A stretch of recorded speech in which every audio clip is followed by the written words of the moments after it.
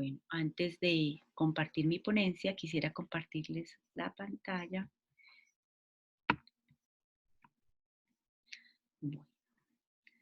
eh, un saludo muy especial a la Red Iberoamericana de Pedagogía, REDIPE, y mis más sinceros agradecimientos por la organización de este congreso y por poder participar como ponente. Mi nombre es Libertad Natalia Aguilar, soy licenciada en Ciencias Sociales de la Universidad de Antioquia,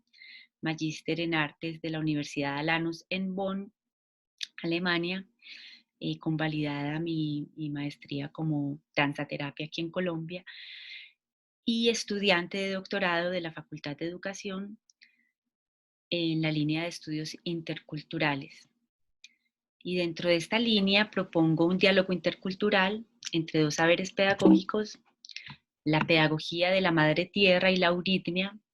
y yo a este diálogo de saberes lo nombro coreografía de saberes pedagógicos y más adelante les contaré por qué. Antes de entrar en materia concreta frente a mi investigación, quiero hacer un pequeño recuento biográfico del cómo llego a mi pregunta.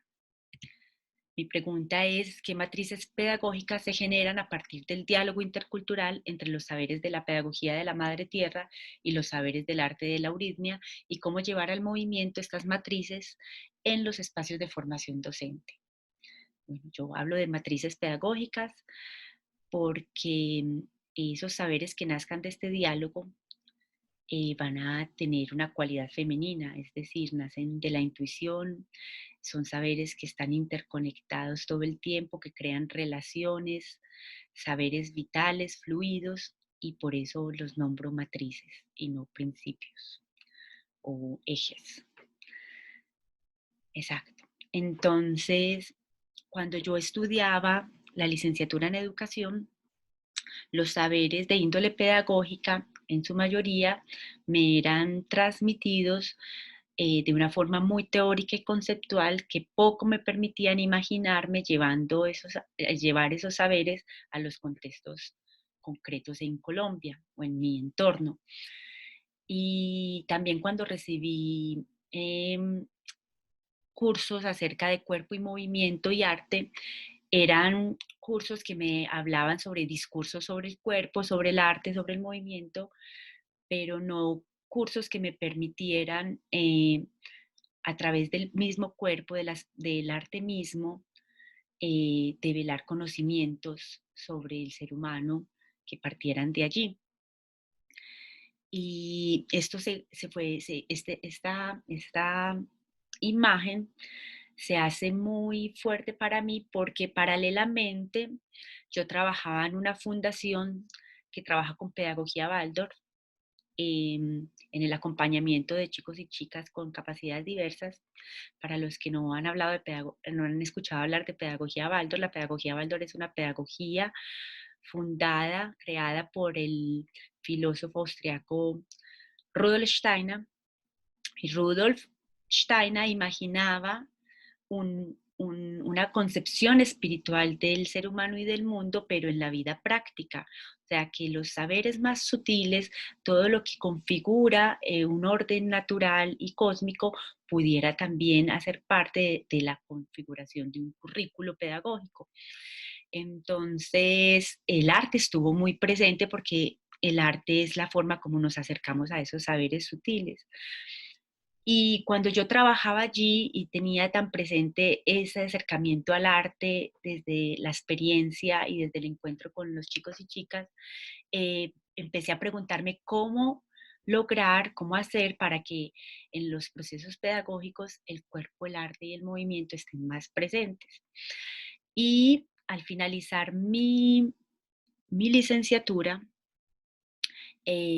decidí irme a estudiar euritmia a Alemania. Euritmia es un arte del movimiento también creado por Rudolf Steiner, que nace como una propuesta para que esos pensamientos sutiles puedan tener una experiencia corporal y en movimiento. Entonces, Rudolf Steiner se preguntaba por un arte que nos pudiera acercar a esas fuerzas creadoras de la naturaleza y el cosmos, y empezó a indagar el cómo hacerlo y se dio cuenta que el sonido, o encontró que el sonido es un acceso directo a esas fuerzas, porque en todo lo subyacente y en todo lo existente eh, es precedido por un sonido creador. Esto puede sonar un poquito extraño, pero me voy a ir a la diapositiva de la euritmia, pero tiene una fundamentación también científica que nos la ayudó a encontrar Ernst Chladni, también un alemán, cuando él descubrió que cada frecuencia vibracional produce una determinada forma geométrica o un patrón de movimiento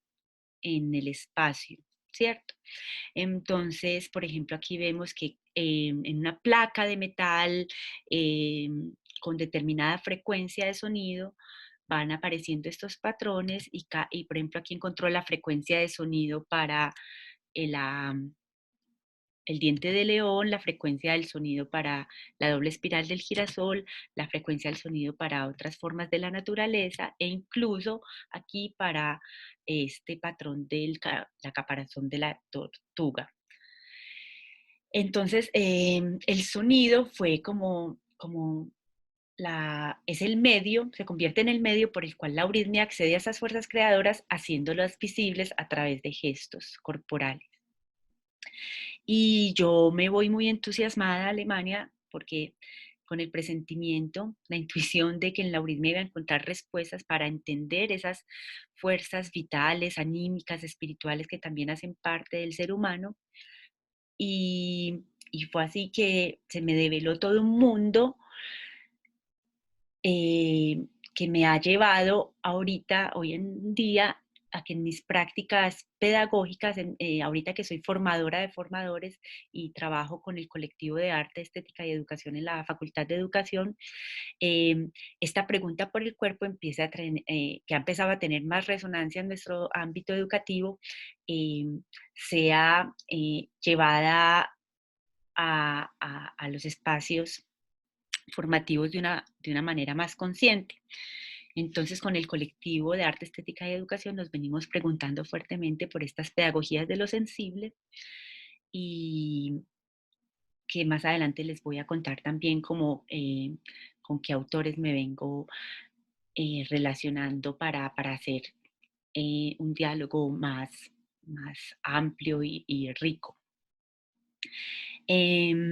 Cuando regreso de Alemania me doy cuenta que en la Facultad de Educación existe la licenciatura en Pedagogía de la Madre Tierra.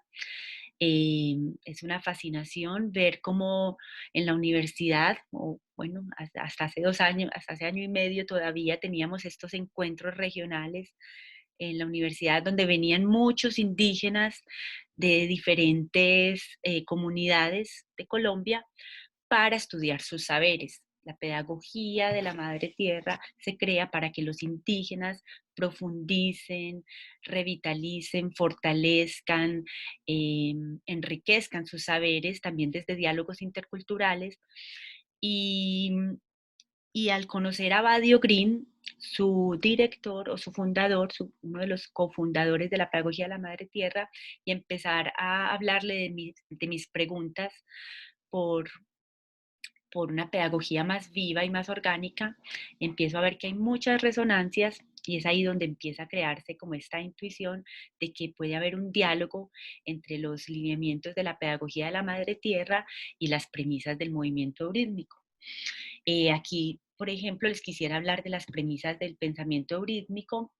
No movemos porque queremos movernos, movemos porque nos conectamos con una fuerza viva, una fuerza intencionada que se quiere expresar a través de nuestro cuerpo y nuestros gestos. Otra premisa es que para que un movimiento sea vital, debe permitir que la fluidez y la compenetración sean los portadores de los gestos e intenciones de movimiento, logrando así un tejido que expresa una metamorfosis constante, de intenciones o fuerzas que se quieren expresar. Por eso los movimientos nunca están fraccionados, siempre están creando relaciones dinámicas. Otra premisa importante, como les venía diciendo, es que el medio por el cual la euritmia se conecta con las fuerzas creadoras es el sonido, porque la euritmia quiere hacer visible el sonido como expresión de una fuerza espiritual, de una fuerza sutil, creadora, en todo lo existente. Em, y estas premisas de movimiento van muy acordes con las formas como las sabidurías ancestrales se expresan a través de rituales, a través de ceremonias, a través de cantos, a través del conocimiento profundo de las plantas medicinales, su lenguaje mismo es un lenguaje poético que guarda toda la sabiduría ancestral del pueblo o de cada cultura. Y entonces, viendo tantas relaciones posibles, em, comienzo este camino doctoral. Exacto, y aquí esta imagen es hermosa em, de esta mujer indígena como representante también de la madre tierra y cómo, bueno, estas sabidurías ven armonía y fuerzas creadoras también en todo lo que existe, fuerzas espirituales, y las flores tienen un espíritu, las piedras tienen un espíritu, el cosmos tiene un corazón, tiene un espíritu, y todas las manifestaciones de la naturaleza nos hablan, nos dan mensajes sobre nosotros mismos y nos enseñan cómo vivir acorde a ella. Ese es el propósito también de la pedagogía de la Madre Tierra, reconocerla como la gran pedagoga para vivir acorde a sus fuerzas creadoras. Bueno, como les venía contando, vengo resonando también en esta búsqueda de una pedagogía viva con Silvia Citro desde las investigaciones performáticas, Luz Helena Gallo desde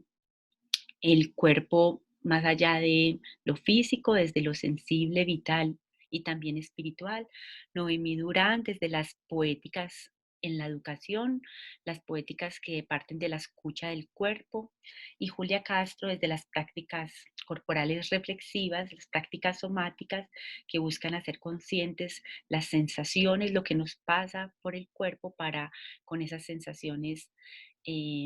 crear también experiencias estéticas, no solo en el ámbito educativo, sino en la cotidianidad. Las voces con las que vengo resonando desde la pedagogía de la Madre Tierra son las de Abadio Green, cuando nos plantea los significados de vida para entender que todo está vivo. La Nana Rosenda, en los acercamientos que he tenido con ella desde las ceremonias con el Sagrado Fuego, como el diálogo más sagrado con el pluriverso y con nosotros mismos, y con Patricio Guerrero desde su propuesta política del corazonar, para entender que somos un corazón,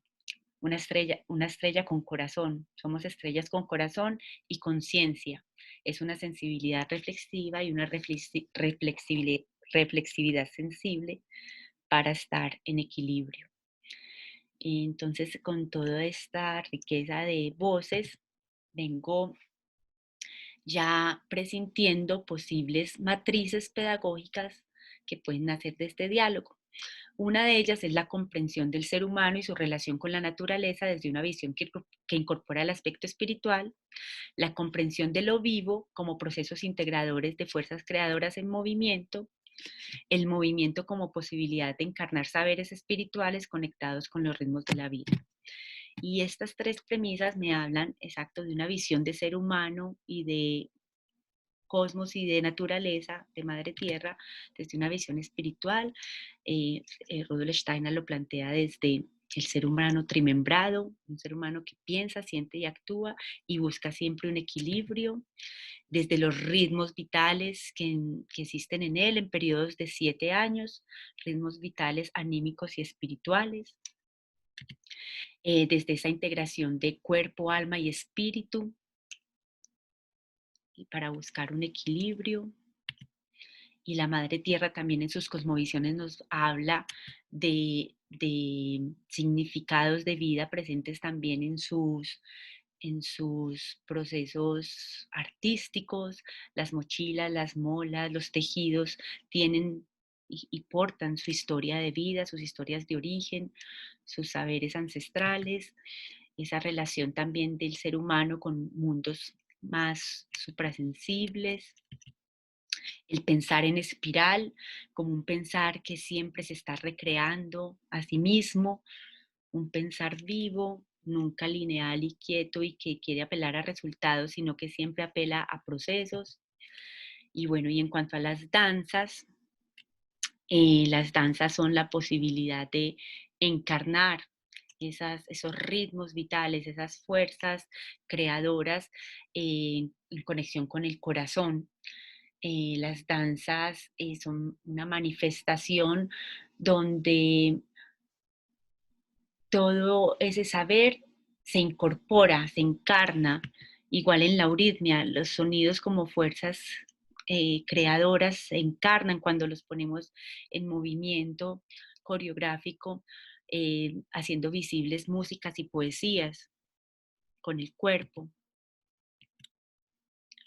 Sí, entonces en esta riqueza de resonancias busco llevar esas matrices a movimientos coreográficos para que esos saberes no se queden en la cabeza conceptuales, sino que puedan ser vivenciados y reflexionados desde el cuerpo en movimiento, una pedagogía encarnada. Parto de un paradigma poscualitativo que precisamente se quiere salir de ese planteamiento cientificista y lineal de la investigación que deja espacio para lo inesperado. Me enmarco dentro de la investigación creación, desde la perspectiva de la investigación creación, a partir de la metodología del laboratorio de creación, donde